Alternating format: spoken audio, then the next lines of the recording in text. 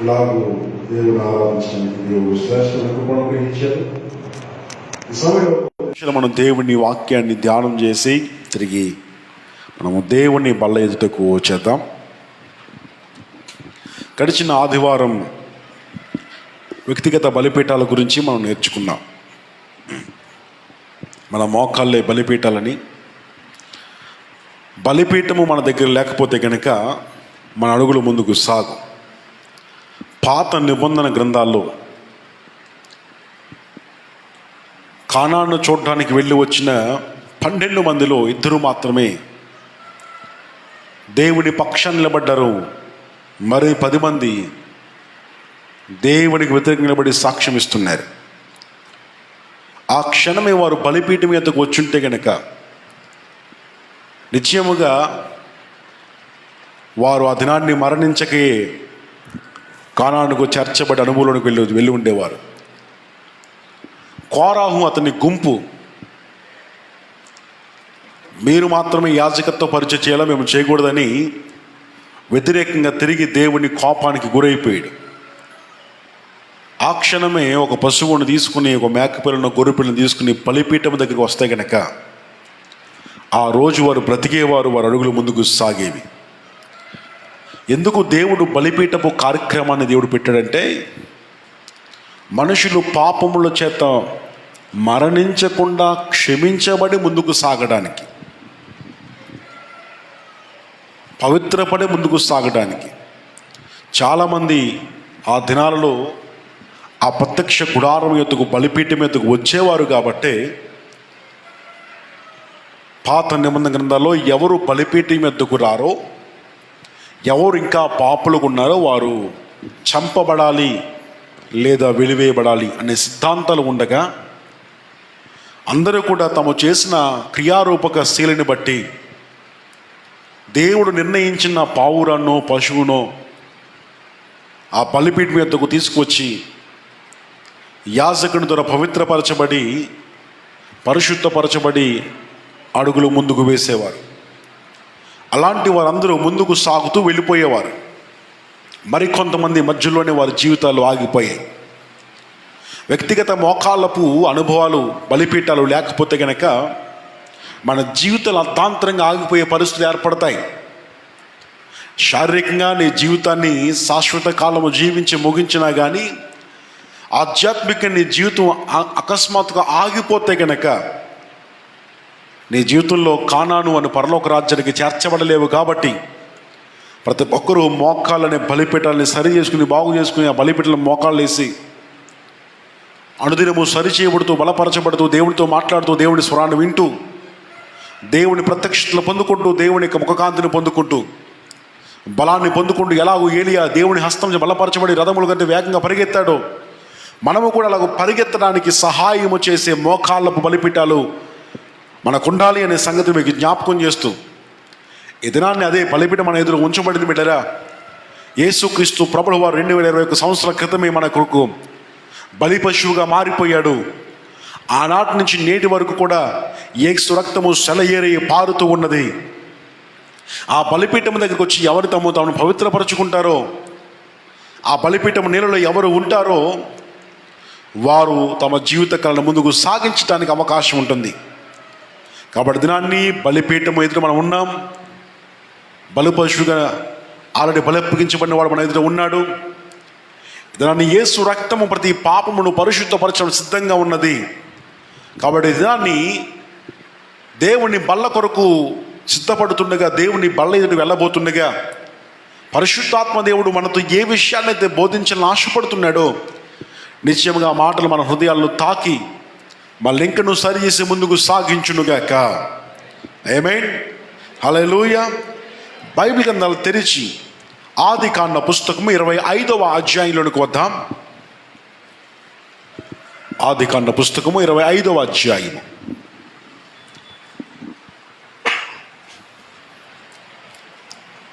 29 నుంచి చదువుకుందాం. 29 నుంచి చదువుకుందాం. ఒకనాడు యాకోబు, ఆదికాండ పుస్తకము 25వ అధ్యాయము 29 నుంచి, ఒకనాడు యాకోబు కలగూర వంటకము వండుకొనుచుండగా యాషావు అలసిన వాడై పొలములో నుండి వచ్చి, నేను అలసి ఉన్నాను, ఆ ఎర్ర ఎర్రగా ఉన్న దానిలో కొంచెము దయచేసి నాకు పెట్టుము అని అడిగాను. అందుచేత అతని పేరు ఏదేమో అనబడెను.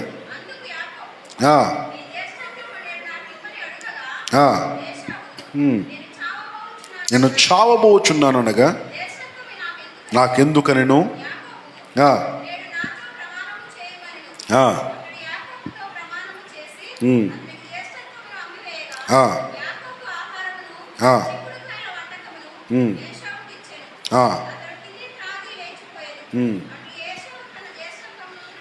తృణీకరించెను. దేవునికి మహిమ కలుగునుగాక.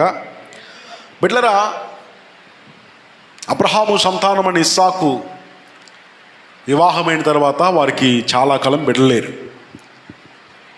వారు ఇరువురు కూడా దేవుని సన్నిధిలో ప్రార్థించుచుండగా భార్య వ్యాధిని గమనించిన ఇస్సాకు తన భార్య కొరకు ప్రార్థన చేసిన ఉంటుంది.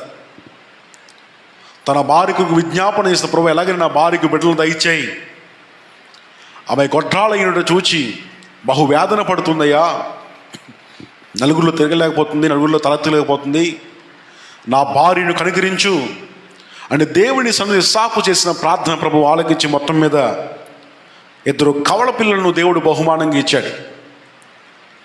ఈ 2 కూడా కడుపులో నుంచే కొట్టుకోవడం ప్రారంభించారు. ఎవరైనా బయటకు వచ్చాక ఎదిగిన తర్వాత కొట్టుకుంటారు, కానీ వీరికి కోట్లాట కడుపులో నుంచే ప్రారంభమైంది, బహువేదన పడింది. మొత్తానికి బిడ్డరా, దేవుడు 2 చక్కని మగబిడ్డలను ప్రభు అనుగ్రహించాడు. వారిలో పెద్దవాడు యాషావు, రెండోవాడు యాకోబు. పెద్దవాడు పొలం పనులు ఉండేవాడు, రెండోవాడు ఇంటి దగ్గర ఉండి ఆ గొర్రెలు కాస్త మేపుతూ ఉండేవాడు. పెద్దోడేమో పొలం పని అంట అలా అడవులంట పోయేవాడు, చిన్నవాడు మాత్రం తల్లి వెనకాల తిరిగేవాడు, తల్లి కొంగు పట్టుకుని తిరిగేవాడు. ఈ తిరుగుతున్న యాకోబు చక్కగా తల్లి దగ్గర ఆహారం నేర్చుకుని వంటకాలు నేర్చుకోవడం ప్రారంభించాడు. ఈ నేర్చుకోవడం ప్రారంభించి ఒక దినాన్ని తనకు ఆకలేసిందేమో తాను వంట చేసుకోవడం ప్రారంభించాడు. వంట చేసుకుని చక్కగా చుక్కుడుగా తెచ్చుకుని చుక్కుడుకాయ కూర వండుతున్నాడంట. ఈ కూర వండుతుంటూ అప్పటికి అలసిపోయి పొలంలో పని చేసి అడవులంట తిరిగి అలసిపోయి వచ్చాడు యాషావు. వచ్చిన యాషావుకి కాళ్ళు కడుగుతుండగానే ఆ స్మెల్ వచ్చేసింది.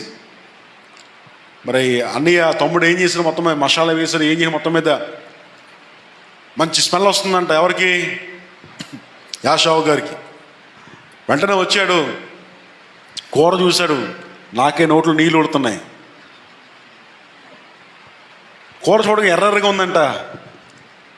ఇంకా ఆకలితున్నవాడికి చారు వేసి పెట్టినా వద్దండి, ఇంకాడు ఆకలితున్నవాడికి ఏ ఆహారం పెట్టినా వద్దండి. ఇంకా వాడికి కావాల్సింది ఆ టైంలో కడుపు నింపడమే, కడుపు నిండిపోవడం వాడికి కావాలి.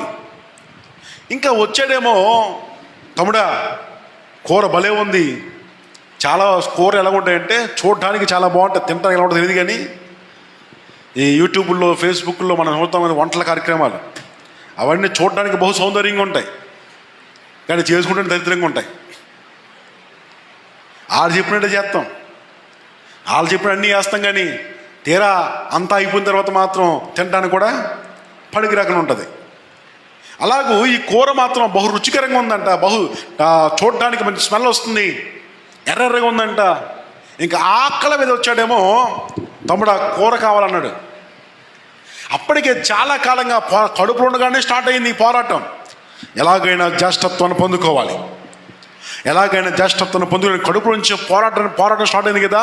ఆ పోరాటం కోసం ఎదురు చూస్తున్న యాకోబు సమయాన్ని చూశాడు,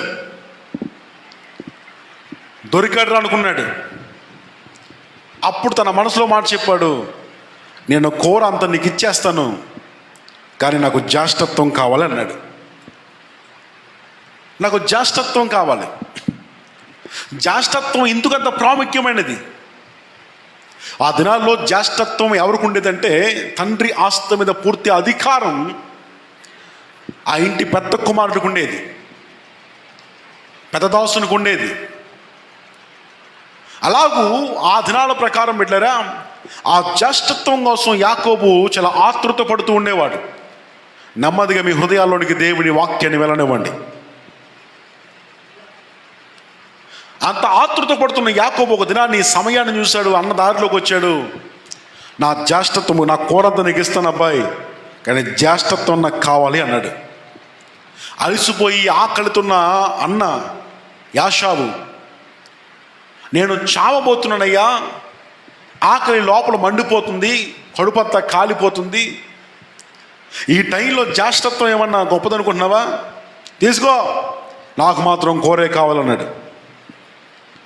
గమనించండి, దేవుని వాక్యం సెలవిస్తుంది, అతడు జ్యేష్ఠత్వమును తృణీకరించను ఉంటుంది. తృణీకరించెను. ఈ తృణీకరణ అక్కడితో ఆగిపోని సందర్భంగా మనం గమనించాలి. జ్యేష్ఠత్వం ఎంత ప్రాముఖ్యమైనదో యాషావు ఎరిగిన వాడే. కానీ ఆ క్షణం తన బలహీనత ఆకలి, ఆ క్షణం తన తృప్తి ఆకలి. బిడ్డలు గమనించండి, ఆ క్షణం తన ఆకలి ముందు, తన యొక్క తృప్తి ముందు జ్యేష్ఠత్వం ఎన్నదగినగా కాలేకపోయింది. బిడ్డరా, జాగ్రత్తగా దేవుని వాక్యాన్ని ఆలోచన చేయండి. చాలా శ్రేష్టమైన దేవుని వాక్యపు అర్థాలు ఇవన్నీ కూడా. చాలా పరిస్థితుల్లో ఆ క్షణం ఆ తృప్తి కోసం, మన కన్నుల యొక్క తృప్తి కోసం, మన కడుపు యొక్క తృప్తి కోసం, ఆ క్షణం కోపాన్ని అణుచుకోలేక, ఆ క్షణం మన యొక్క ఆవేశం అణుచుకోలేక, ఆ క్షణం మన చూపులను అణుచుకోలేక, ఆ క్షణం మన ఆలోచనలు అణుచుకోలేక, ఆ క్షణం మన మనస్సాక్షిని కంట్రోల్ చేసుకోలేక, ఆ క్షణం మన మనసును అదుపులో పెట్టుకోలేకపోవడం వల్ల మన జీవితాల్లో మనం దేన్ని కోల్పోతున్నామో, దేన్ని తృణీకరిస్తున్నామో మనకు అర్థం కావడం లేదు. యాకోబు వలె సాతాను ఎప్పటికప్పుడు అదును కోసం చూస్తూ ఉంటాడు. యాకోబులాగా సాతాను ఎప్పుడు కూడా అదును కోసం చూస్తూ ఉంటాడు. మన జీవితాల్లో కొన్ని విషయాలు వదులుకోవడం కంటే ఆ క్షణం మనకు ఆనందం చాలా ప్రాముఖ్యమైనది, మన తృప్తి చాలా ప్రాముఖ్యమైనది. జ్యేష్ఠత్వం వదులుకుంటావేంటంటే, నేను చావబోతుంటుంటే, నేను మరణించబోతుంటుంటే, ఆకలి మండిపోతుంటుంటే, ఈ జ్యేష్ఠత్వం అంత ప్రాముఖ్యమైనది కాదు కదా. బిడ్డలు గమనించండి, మన జీవితంలో ఆ క్షణం అతడు ఏ ఆహారం తిన్నా కడుపు నిండేదంటారా? నిండదా? కడుపు నిండదా? గంజేసి తింటే కడుపు నిండదా? పచ్చడి తింటే కడుపు నిండదా? వేరే ఆహారం తింటే కడుపు నిండదా? లేకపోతే నేటికాల పరిస్థితులు ఉప్పు కారం వేసి ఉంటే కడుపు నిండదా? ఏ ఆహారము తింటే యాషావు కడుపు నిండదా చెప్పండి? ఎవరో మాట్లాడతలేదు. ఏమండి, మీరు అందరు ఇంట్లో కూరలు లేనప్పుడు ఏం చేస్తాం సహజంగా? ఏమండి, ఏదో ఒకటి వేసుకుని తినేస్తాం అంతే. ఉప్పు కారం వేసుకుంటే, దాంట్లో నెయ్యి వేసుకుంటే, లేదా నూనె వేసుకుంటాం, సంథింగ్. ఆ క్షణం మన ఆకలి తీరాలి.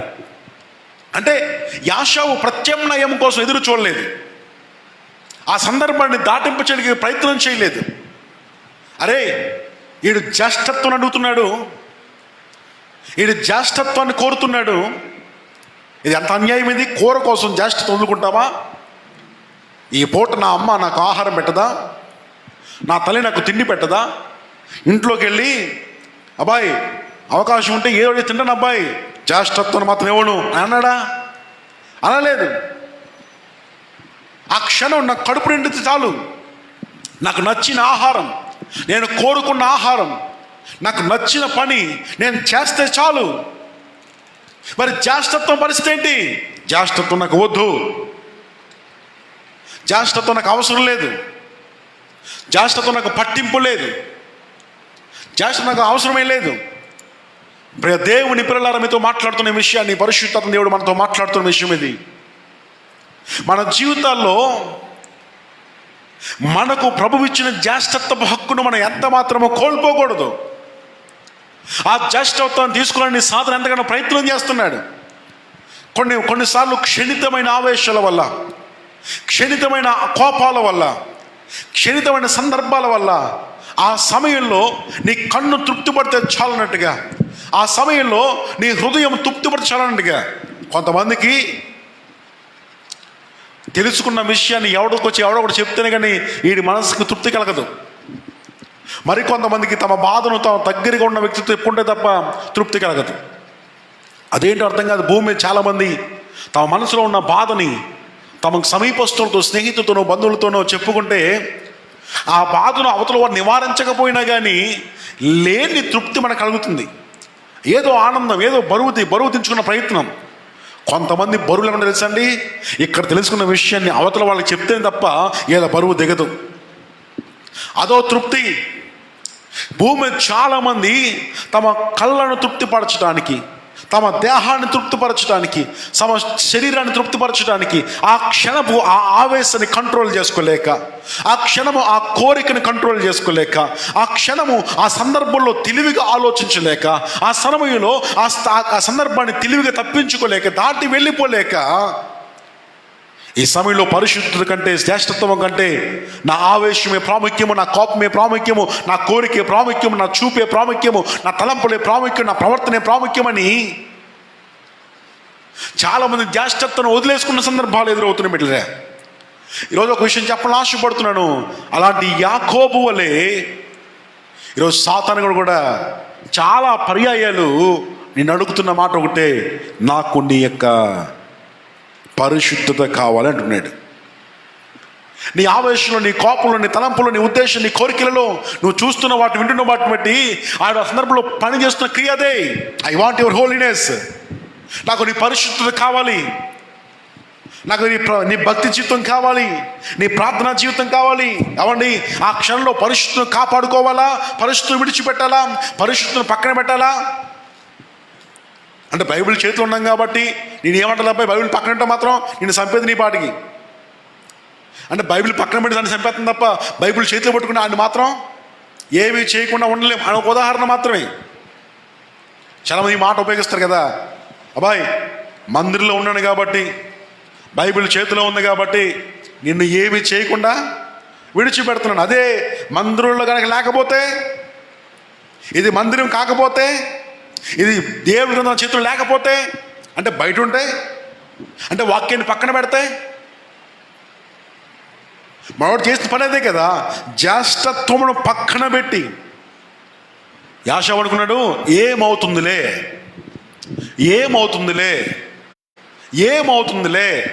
జ్యేష్ఠత్వం విడిచిపెట్టినంత మాత్రం ఏమవుతుంది? ఇదేమన్నా పెద్ద ఆశీర్వాదమా, పెద్ద గొప్ప ఇది ఏమన్నానే, ఇదేమన్నా సాహసపూరితమైన విషయమా? ఏమవుతుంది, ఏం కాదులే అని ఒక తలంపులో ఉన్నప్పుడే యాషావు ఇచ్చింది మాటే కదా, వీలునామా కాదు కదా, స్టాంప్ పేపర్ ముద్ర వేయలేదు కదా, ఏమవుతుందిలే, ఏమీ కాదు, ప్రస్తుతానికి నా ఆకలి తీర్చబడాలి, ప్రస్తుతానికి ఈ ఆహారం నాకు కావాలి, ప్రస్తుతానికి నా కడుపు నింపబడాలి, ప్రస్తుతానికి నా కడుపు తృప్తి పొందాలంతే. ఆ సమయంలో దేవుని ఆత్మను ప్రేరేపిస్తున్నా కానీ, మీ మనసు మిమ్మల్ని గద్దిస్తున్నా కానీ దాని మాటను పక్కన పెట్టేసి మనకి ఏమి కావాలి అంటే ఆ క్షణము మన తృప్తే మనకు ప్రాముఖ్యమైనది. బిడ్డలు గమనించండి, అలా టైంలో తెలియకనే సాతాను అడుగుతున్న ప్రశ్న, మీ పరిశుద్ధత కావాలన్నప్పుడు మనలో చాలామంది యాషావులాగా తృణీకరిస్తున్న వారు చాలామంది ఉన్నారు.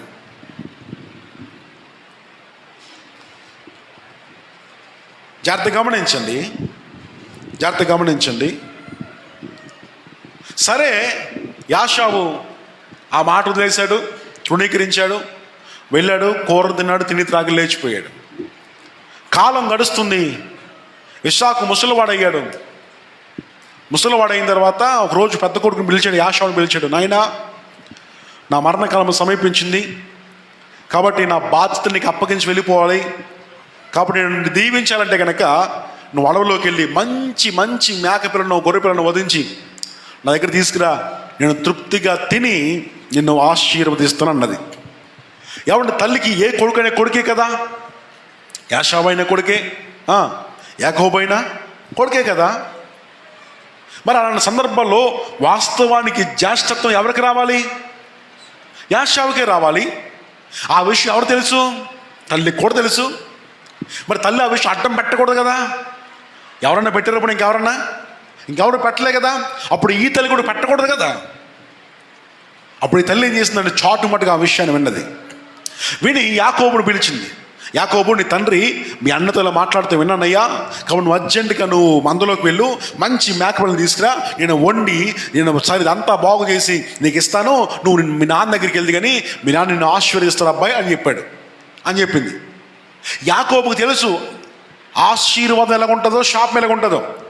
అమ్మా నువ్వు అంత పని చేసావు కానీ ఒకవేళ నాన్న నన్ను గుర్తుపడితే కనుక నన్ను శపిస్తాడు అని దేవుని భయముతో పాటు మనుషుని భయం కూడా యాకోబులో ఉన్నది. కానీ యాకోబు తల్లి యాకోబు కాస్త బలపరిచింది. ఏం కాదు, నేను ఉన్నాను కదా, నేను చూసుకుంటాను అని చెప్పింది. మొత్తం మీద తెచ్చాడు, వండింది, శుభ్రంగా పెట్టింది, పైన కాస్త కొత్తిమీర కట్టాలి జల్లింది, అంతే. మొత్తం దాని యొక్క అందమే పెరిగిపోయింది. యాకోబుని రమ్మని అతనికి ఏ పశువునైతే ఏ గొర్రె పిల్లని వధించాడో ఆ గొర్రె చర్మం తీసుకెళ్ళి అతని మీద కప్పింది. ఎందుకంటే యాషావుకి ఒళ్ళంతా రోమాలే కాబట్టి ఆ కప్పబడి జాగ్రత్తగా మేకప్ చేసింది. అబ్బాయి వాయిస్ కూడా మార్చాలి, మీ అన్నలాగా మాట్లాడన్నది. సరే వెళ్ళాడు. వెళ్ళిన తర్వాత జాగ్రత్తగా మేనేజ్ చేస్తున్నాడు. ఇస్సాకు అప్పటికి అర్థమవుతుంది, స్వరం అర్థమవుతుంది, కానీ అప్పటికే చూపు స్పష్టత పోవడం వలన సరిగ్గా గుర్తుపట్టలేకపోతున్నాడు ఎవరు అనేది.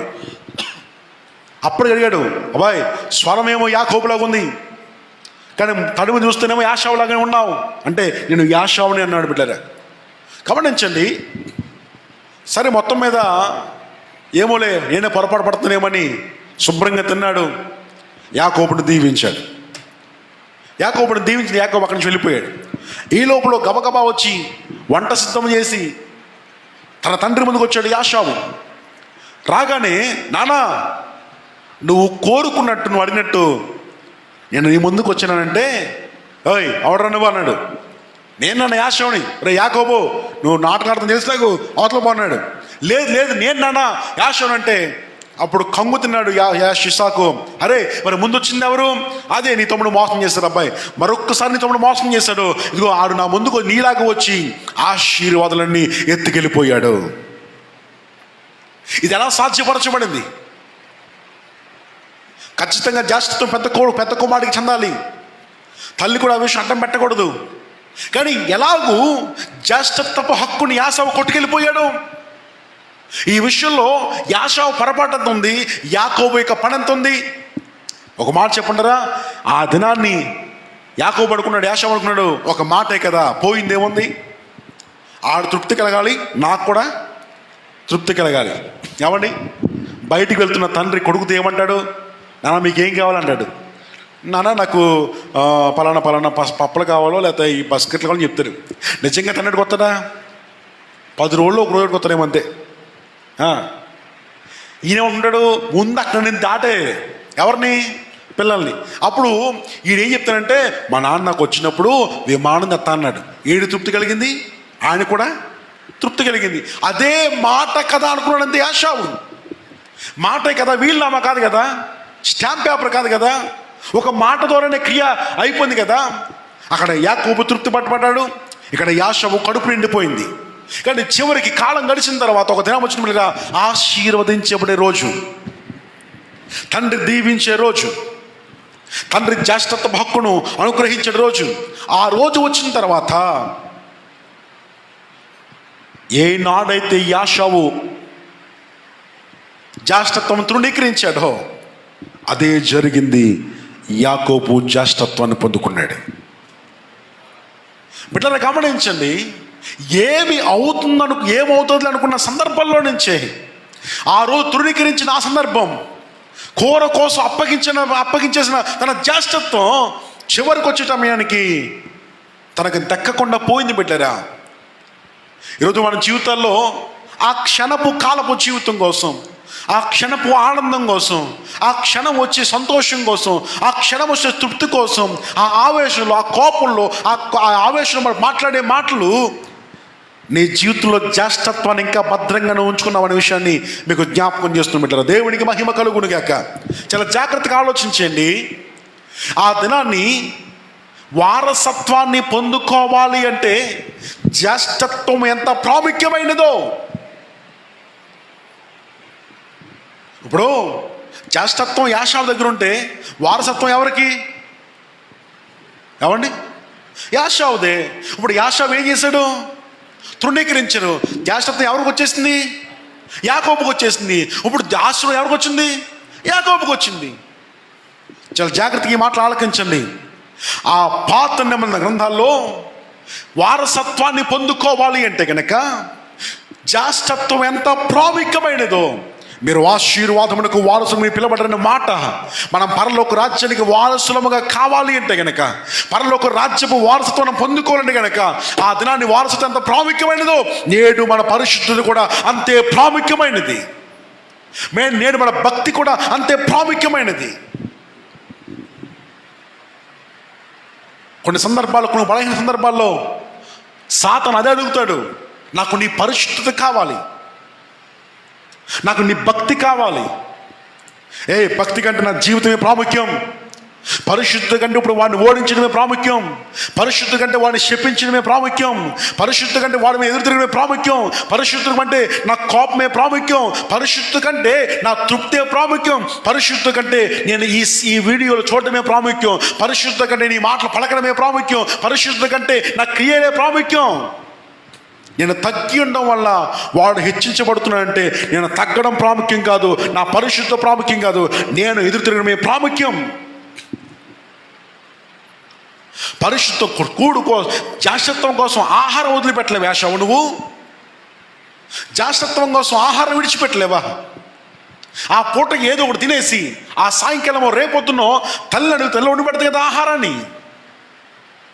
ఆ క్షణం ఎందుకు బలహీనమైపోయావు? ఆ క్షణం ఎందుకు వదిలేసుకున్నావు? ఒక మాట అనుకున్నా కదా, చివరికి ఆ మాట పెద్ద అయిపోయి ఒక దినాన్ని జ్యేష్ఠత్వమే కోల్పోయేటట్లు చేసింది కదా. నేను అంటాను, ఈరోజు మన చుట్టూ కూడా ఏమవుతుందిలని చాలామంది విశ్వాసులు తమ పరిశుద్ధులను కాపాడుకోలేకపోతున్నారు. ఏమవుతుందిలే, ఏమి అవుతుందిలే. హల్లెలూయా. ఏమవుతుందిలే.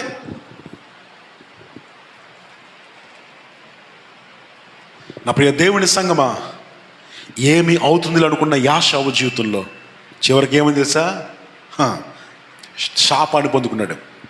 వెళ్ళాడు తండ్రికి, అయ్యా నాన్న, మరి తమ్ముడు ఆశీర్వాదంతో పట్టుకుపోతే కనుక మరి నాకేముంది? ఏమున్నాయి, ఇంకా శాపాలే ఉన్నాయి ప్రభువా కొడుకు అన్నాడు. అదేంటన్నా, ఒక్క దీవెన అయినా లేదా? అదే కింద రండి ఒకసారి.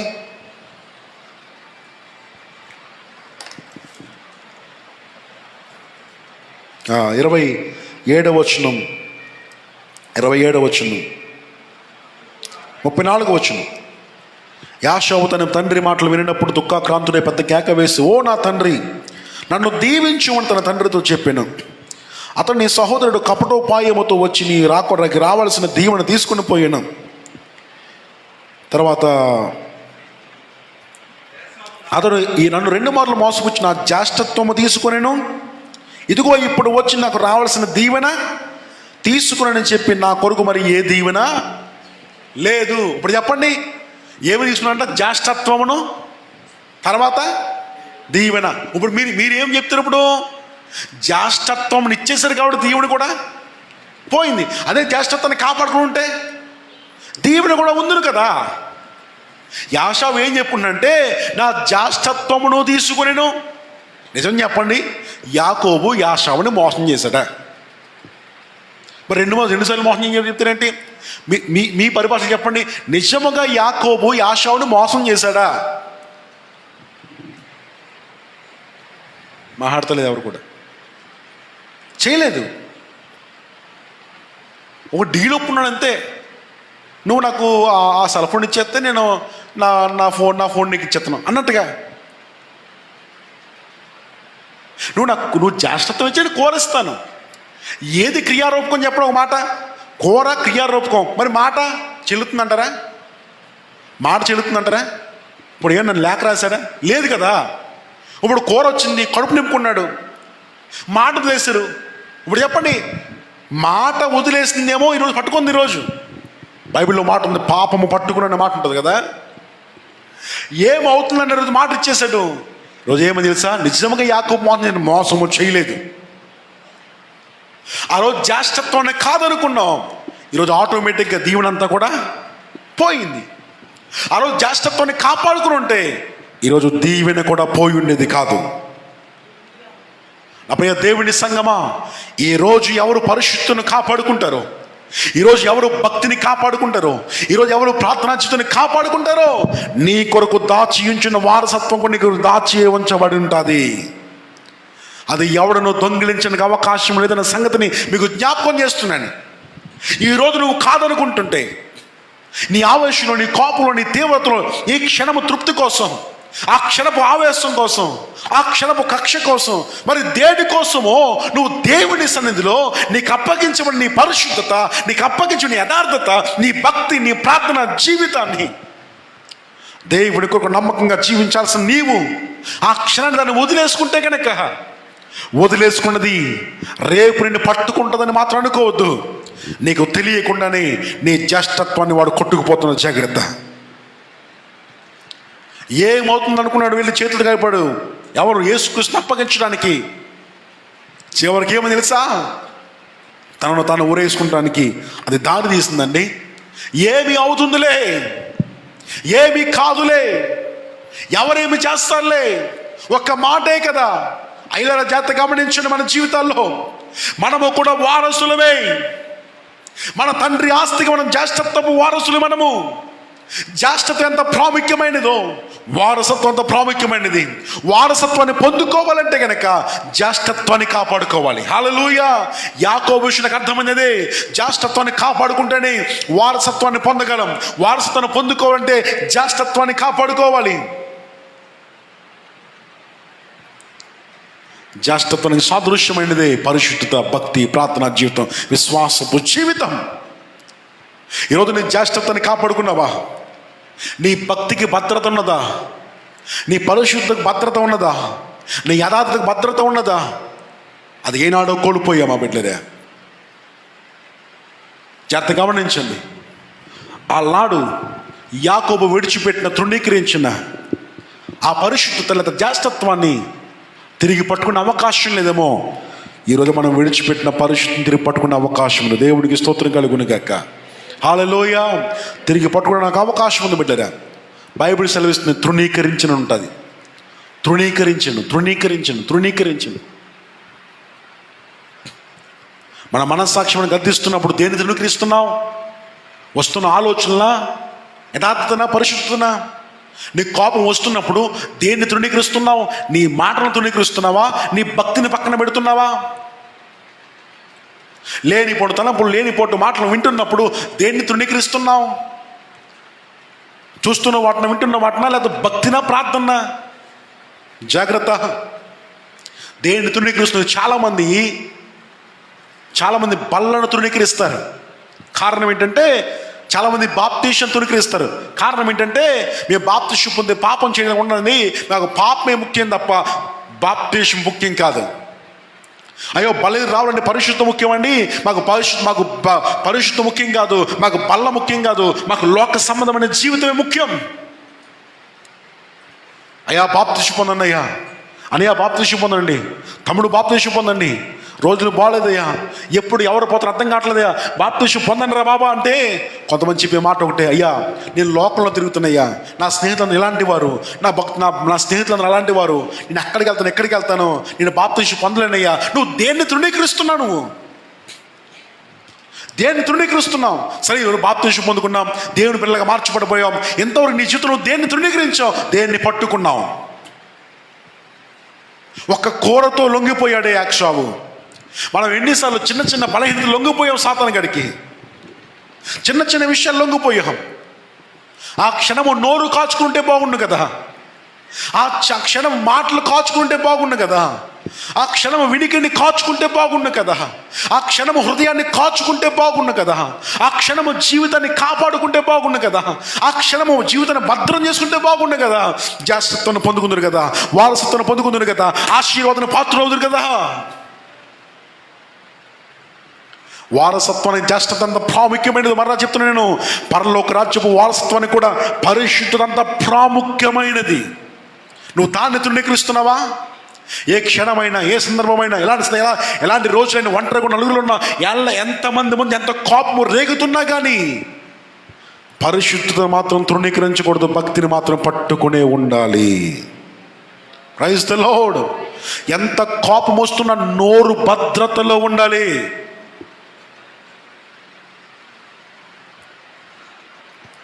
అలా కాదండి, ఆవేశమే ప్రాముఖ్యం, కోపమే ప్రాముఖ్యం, నా జీవితమే ప్రాముఖ్యం, నా తృప్తే ప్రాముఖ్యం, నా కడుపే ప్రాముఖ్యం, నా నోరే ప్రాముఖ్యం అని సాగి వెళ్ళిపోయావా? తెలియకుండా నీ వారసత్వాన్ని కోల్పోతున్నావు. యాకోబు నిన్ను మెత్తుకుపోతున్న కోపం నీ యొక్క వారసత్వాన్ని. అయ్యా, ఒక్క దీవెన కూడా లేదని ఎలుగెత్తి ఏడుస్తుంటే లేదు వెళ్ళిపో అన్నాడా? మీరు జాగ్రత్త గమనించింది. ఇస్సాకు పెద్ద కొడుకుని అలా పంపించేసాడా? చివరికి చెప్పించి పంపించాడా? అంతేనండి. చివరికి ఏం పొందుకున్నాడు? మరి నాన్న, నువ్వు దగ్గరుండి చెప్పించేస్తానేమో, వెళ్ళిపోవడం అర్జెంటుగా. ఒక్క ఆశీర్వాదం కూడా లేదు, వెళ్ళిపో. ఓ పక్క నుంచి కొడుకు ఏడుస్తున్నాడు. ఇక్కడ తండ్రి హృదయం గాయపరచబడుతుంది. అరే, అంత పని చేసానే, అనవసరంగా వాడికి అప్పగించేసానే, అనవసరం ఒక్క నిమిషం ఆగుంటే వాడు ఎవడో అర్థమని ఒక తండ్రి కొడుకు నలిగిపోతుందంటే అలా పంపించేశారా? లేదు, చివరికి క్షపించాడు. 38 వచ్చిన మనకు 39 చదువుతూ మనకు అర్థమవుతుంది. నీ నివాసం ఊసారం లేకయు, పైనుండి పడు ఆకాశం మంచు లేకయుండును, నీవు కత్తి చేత బ్రతుకుతువు.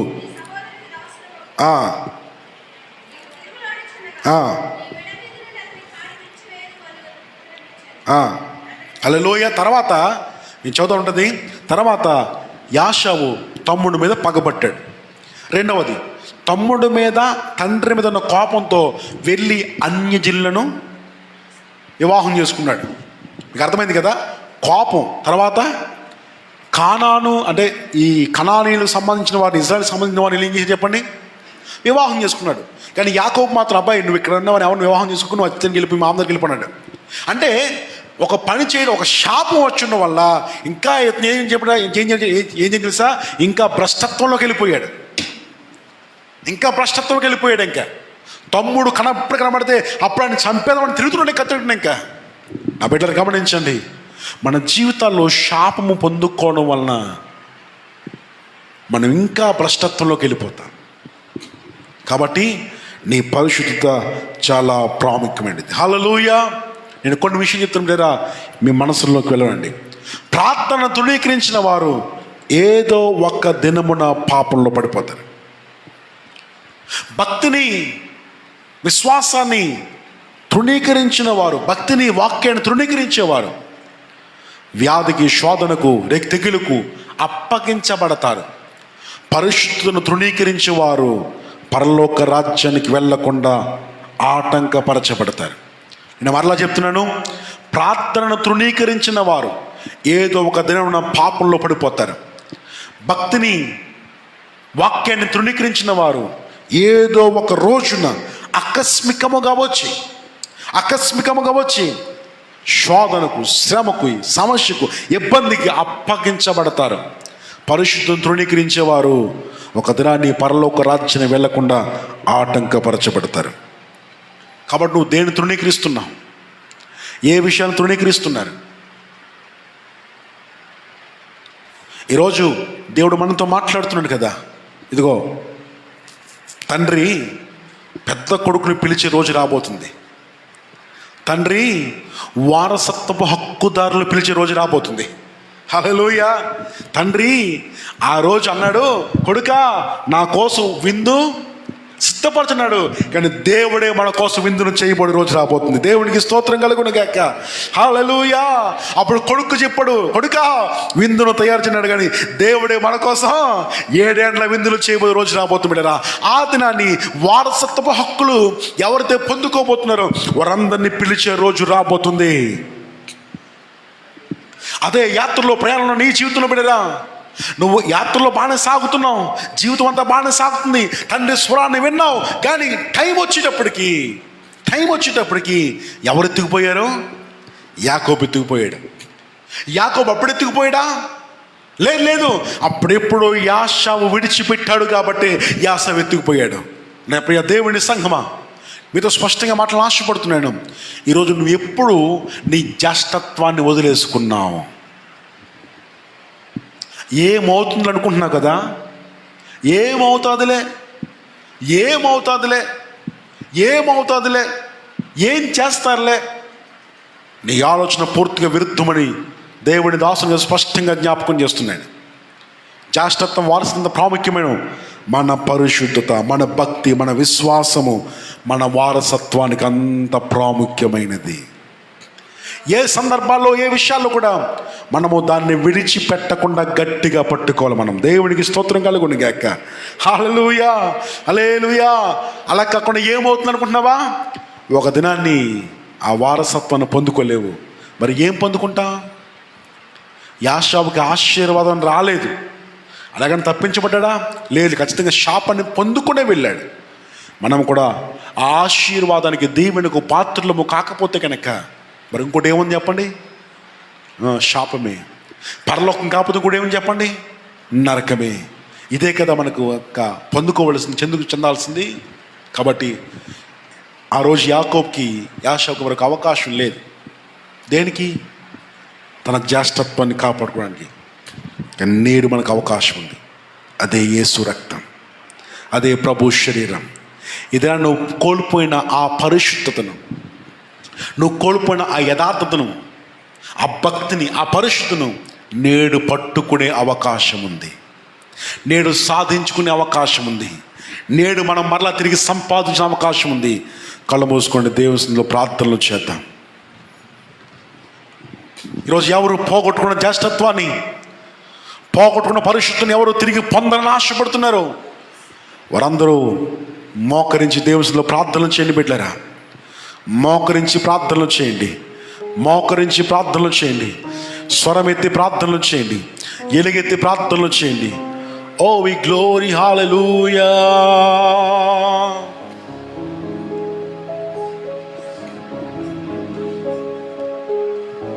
ఓ హల్లెలూయా.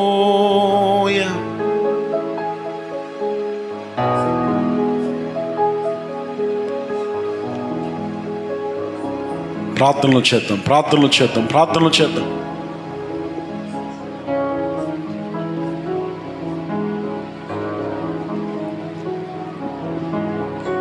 ఏమవుతుందిలే అనుకున్నాడు, చివరికి ఏది పొందుకోలేదని పొందుకోకుండా ఆగిపోయాడు.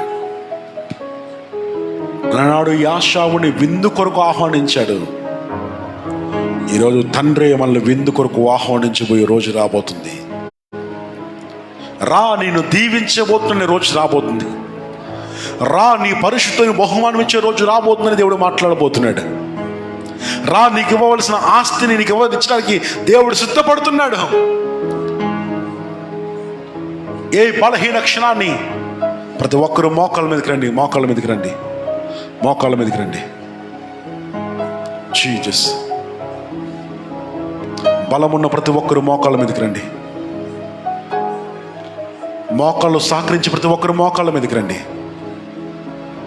ఓ వి గ్లోరీ, హల్లెలూయా. గొప్ప దేవుడానికి స్తోత్రమయ్యా.